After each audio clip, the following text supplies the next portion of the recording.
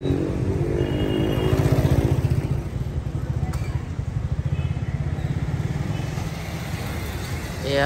মহাপুৰুষ শ্ৰীমন্ত শংকৰদেৱ বিশ্ববিদ্যালয়ৰ নৱম বিশ্ববিদ্যালয় সপ্তাহৰ সাংস্কৃতিক শোভাযাত্ৰা আৰম্ভ হৈছে। এয়া প্ৰথমতে আছে অসমীয়া বিভাগ আৰু তেওঁলোকৰ থিমটো হৈছে মধ্যযুগৰ অসমৰ উল্লেখযোগ্য ঘটনা প্ৰবাহ 1228 পৰা 1826 চনলৈকে। প্ৰথমতে দেখুওৱা হৈছে কমাৰ পিছত চুকাফাৰ পদাৰ্পণ। এয়া চুকাফা আৰু তেওঁৰ অন্য সমান্ত। দ্বিতীয়টো হৈছে কমতাপুৰত নৰনাৰায়ণৰ ৰাজত্ব। এয়া নৰনাৰায়ণ ৰজা আৰু তেওঁৰ অন্য সমান্ত। এয়া আহোম ৰাজত্বৰ অস্থিৰ সময় দেখুওৱা হৈছে আৰু এয়া জয়মতীক জেৰেঙা পথাৰত শাস্তি দি থকা দৃশ্যটো দেখুওৱা হৈছে। ইয়াৰ পিছতে এয়া শৰাইঘাটৰ ৰণ। এয়া হাতত হেংদাং লৈ লাচিত বৰফুকন আৰু তেওঁৰ সৈন্য সমান্ত, লগতে ইফালে মীৰ জুমলা। এয়া শৰাইঘাটৰ ৰণ দেখুওৱা হৈছে। তাৰ পাছত দেখুওৱা হৈছে এয়া মণিকাঞ্চন সংযোগ, শংকৰদেৱ আৰু মাধৱদেৱৰ মিলন। তাৰ পাছত মানৰ আক্ৰমণ দেখুওৱা হৈছে। মান সৈন্যই অসমীয়া মহিলাক কৰা আক্ৰমণ আৰু মহিলাৰ কেঁচুৱা কাঢ়ি ল'বলৈ বিচাৰিছে। আৰু তাৰ পাছত হৈছে অসমৰ ব্ৰিটিছ শাসন। এয়া ব্ৰিটিছ সৈন্যসকলক দেখুওৱা হৈছে, ব্ৰিটিছৰ বিষয়াসকল। তাৰপিছতে এয়া অৰ্থনীতি বিভাগৰ সাংস্কৃতিক শোভাযাত্ৰাৰ দলটোৱে নগাঁও জিলাৰ মুক্তি যুঁজাৰুসকলক দেখুৱাইছে। এয়া অনিল বৰা, হলধৰ ভূঞা, তাৰ পাছতে ভোগেশ্বৰী ফুকননি কৰা।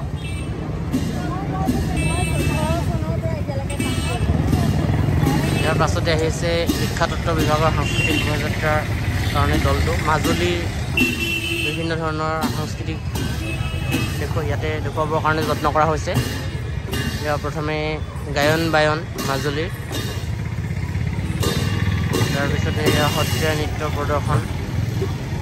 ভাওনা মাজুলীৰ এটা গুৰুত্বপূৰ্ণ পৰিচয়।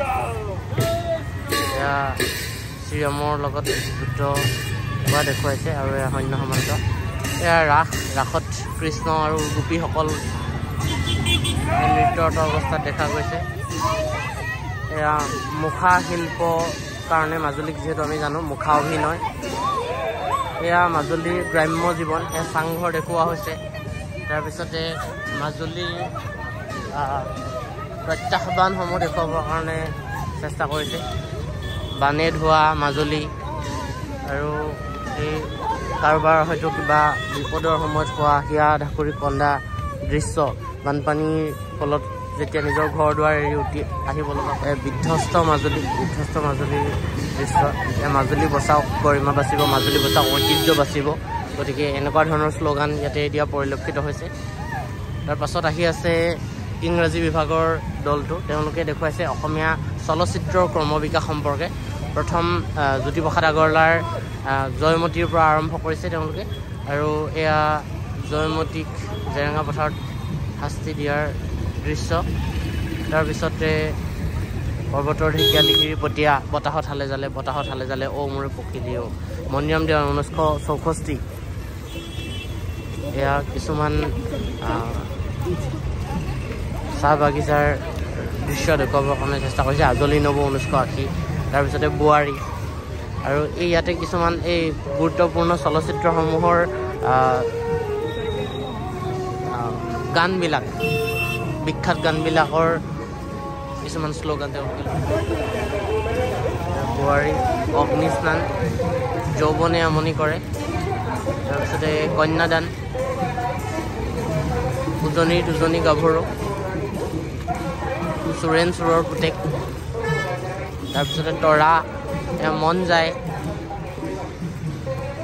লোকেল কংফু,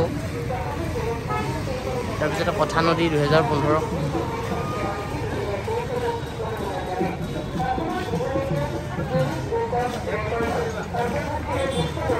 কথা নদীত দেখুওৱা দৃশ্যসমূহ দেখুৱাবৰ কাৰণে চেষ্টা কৰিছে। এয়া তেজীমলাক হাত খুন্দা বা ঢেঁকী দি খুন্দা দৃশ্য। এয়া চম্পাৱতীক সাপৰ লগত বিয়া দিয়াৰ দৃশ্য। এয়া সাপ, এয়া আমিষ 2019 প্ৰকাশ হোৱা। তাৰপিছতে আহিছে গণিত বিভাগ। তেওঁলোকৰ মানৱ সমাজত নিচাযুক্ত দ্ৰব্যৰ ভয়াৱহতা দেখুৱাবৰ কাৰণে চেষ্টা কৰিছে আৰু তেওঁলোকে কিছুমান মাদক দ্ৰব্য বন্ধ কৰাৰ সম্পৰ্কে শ্লোগান লৈ আহিছে হাতত। এয়া শ্ৰীমদ্ভাগৱত গীতাত থকা নৈতিকতাৰ শিক্ষা দেখুৱাবৰ কাৰণে চেষ্টা কৰিছে। এয়া অৰ্থাৎ যেতিয়া অৰ্জুনে যুদ্ধ ত্যাগ কৰিছিলে তেতিয়া কৃষ্ণই কোৱা স্বধৰ্ম নিধনং শ্ৰেয় পৰধৰ্ম ভয়াৱহ, এই কথাটো তেওঁলোকে উল্লেখ কৰিছে। অৰ্থাৎ নিজৰ ধৰ্ম পালন কৰি মৰি যোৱাটো শ্ৰেষ্ঠ, সেই কথাটো যে বুজাবৰ কাৰণে চেষ্টা কৰিছিলে। তাৰপিছতে আহি আছে ৰাজনীতি বিজ্ঞান বিভাগৰ দল জনতা জনাৰ্দন।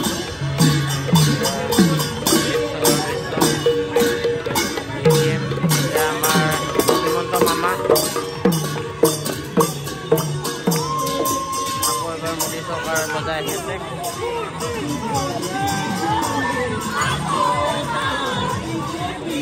আকৌ এবাৰ বিজেপি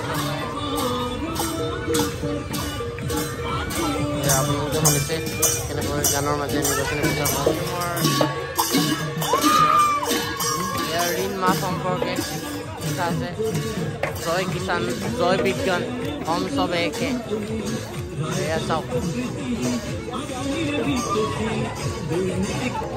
তাৰপিছত আহি আছে সমাজতত্ব বিভাগৰ দল।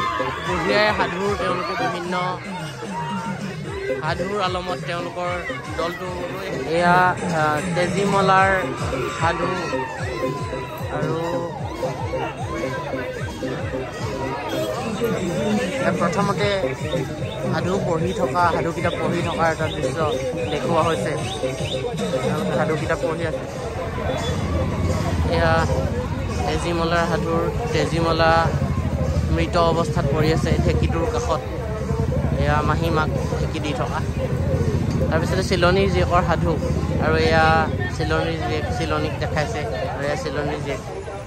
তাৰপিছতে ঔকুৰিৰ সাধু। তাৰপিছতে সৰবজান সাধু। এয়া পিঠা খোৱা যিটো হিচাপ আছিলে। তাৰপিছতে চম্পাৱতীৰ সাধু। এয়া সাপৰ লগত বিয়া হোৱাৰ দৃশ্য। তাৰপিছতে তোলা আৰু তেজা। কুকুৰীকণা তেওঁ হেপিয়াই খোজকাঢ়ি গৈছে।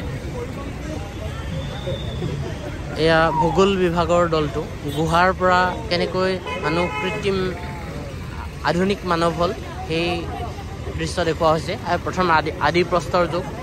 এয়া গুহাত বসবাস কৰা মানুহ দাড়ি চুলিৰে বোকা হৈ আছে। তাৰপিছতে নৱপ্ৰস্তৰ যুগটো দেখুওৱা হৈছে। মানুহে বাচন বৰ্তন সাজিবলৈ ৰাখিছে। এয়া মাটিৰ বাচন গঢ়ি আছে। তাৰপিছতে স্থায়ী কৃষিৰ যুগ আৰম্ভ হ'ল। এয়া খেতি বাতি কৰাৰ দৃশ্য দেখুৱাবৰ কাৰণে এয়া কোৰ হাতত লৈ আছে। এয়া হাতত দা কটাৰী লৈ আছে। এয়া ঔদ্যোগিক বিপ্লৱ, বিভিন্ন ধৰণৰ উদ্যোগ কল কাৰখানা নিৰ্মাণ হৈছে। এয়া হাতত মোবাইল লৈ আহি আছে।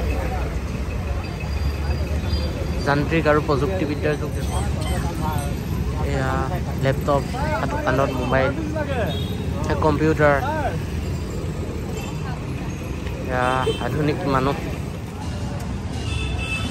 এই গোটেই সাংস্কৃতিক শোভাযাত্ৰাটোৰ পৰা এটা কথা নিশ্চয় প্ৰতিপন্ন হৈছে যে প্ৰত্যেকৰে বিষয়বস্তু বা থিম বেলেগ বেলেগ হোৱাৰ পাছতো আমি এটা মিল দেখিবলৈ পাইছোঁ। আমি দেখিছোঁ চম্পাৱতীক বিভিন্ন দলত বেলেগ বেলেগ থিম হোৱাৰ পাছতো আমি দেখিবলৈ পাইছোঁ জয়মতীক বেলেগ বেলেগ দৃশ্যৰ মাজত। গতিকে আমাৰ যিটো সাংস্কৃতিক একতা, সেই একতাটো কিন্তু সাংস্কৃতিক শোভাযাত্ৰাটোৰ জৰিয়তে প্ৰতিপন্ন হৈছে। বিভিন্ন ধৰণৰ দৃশ্য দেখুৱাইছে, কিন্তু তাৰ মাজতো এই সাংস্কৃতিক একতাটো প্ৰতিফলিত হোৱা আমি দেখিবলৈ পাইছোঁ।